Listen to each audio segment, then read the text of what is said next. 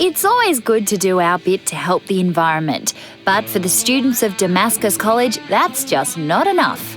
They're so passionate about tackling global warming and helping others around the world that they've just cycled across the country to get their message across. Morgan, what made you want to cycle across Australia for climate change? We wanted people to stop talking about the problems, and so we wanted to concentrate on what Australians can do to help reduce our environmental footprint. So where did you actually ride from? Darwin to Melbourne. So from all the way up the top to all the way down the bottom. How long did that take you? 11 days. And on a bike, but you didn't do that all on your own, did you?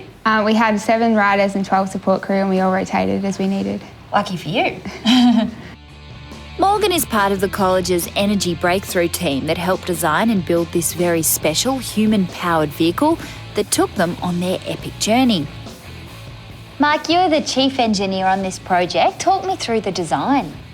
Well, it's an aerodynamically fed recumbent bicycle. It has solar panels on the roof, and they power some lithium-ion batteries, which then in turn power the electric motor, which give the students about 30% of the energy to move the vehicle forward. The rest of the energy that moves the vehicle along the road is human-powered, their own legs pedalling, and that's about 70% of the energy. Well, that's hard work. How did you come up with the idea? It's been a work in progress. It's about 11 years and hundreds of student hours and parents involved in just putting their heads together and a lot of trial and error and testing to come up with the ideas that represent this vehicle, I guess. Well, it was well worth the wait, I guess. Yeah. It's called the Atom of Dreaming. What does that actually mean? The first part of the name, Atomovs, is an adaptation of our team's motto, and that is adapt, improvise, overcome. There's been a lot of adapting and improvising to get this to where it is. And the second part of the name, Dreaming, is a mark of respect to the traditional owners of the lands that we travelled through when we went from Darwin down through Adelaide and over to Melbourne. Under controlled conditions, this dream machine can reach speeds of up to 120 kilometres an hour, which is as fast as a car. For this challenge, however, the team set themselves a limit of a cruising 90 k's an hour, but it wasn't always smooth sailing in the outback. Lucas, I understand there was a couple of hiccups along the way. Yeah, the problems were caused by the heat along the way. The problem was that all the riders were prepared for the heat, however our batteries weren't.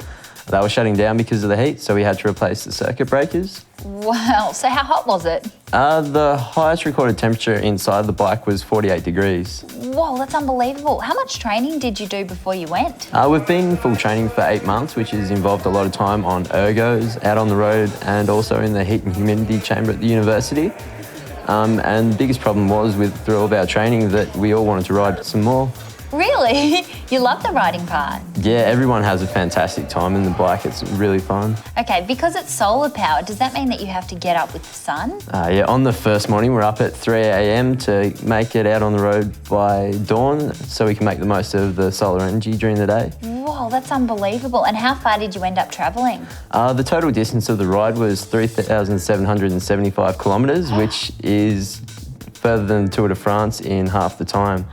You all must be so fit. Yeah, we try. As they passed through local communities, the Energy Breakthrough team offered practical solutions for reducing greenhouse emissions and made a direct contribution to their cause by raising money for sustainable food and energy programs abroad. I can't wait to see what they get up to next.